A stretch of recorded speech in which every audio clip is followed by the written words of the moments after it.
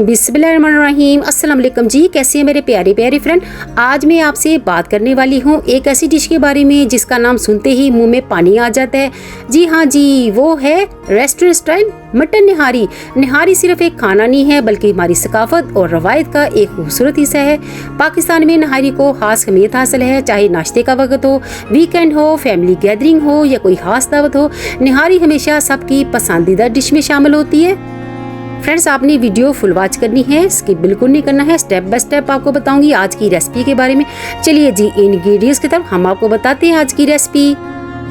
Ingredients में है 1 kg मैंने मटन मिक्स बोटी ली है, जिंजर गार्लिक पेस्ट, ऑनियन को क्रश कर लिया, सिंपल आटा है रोटी वाला, बेसिक स्पाइसेस हैं, शान वालों का निहारी मसाला और गार्निश के लिए जिंजर, लेमन, चिली, धनिया।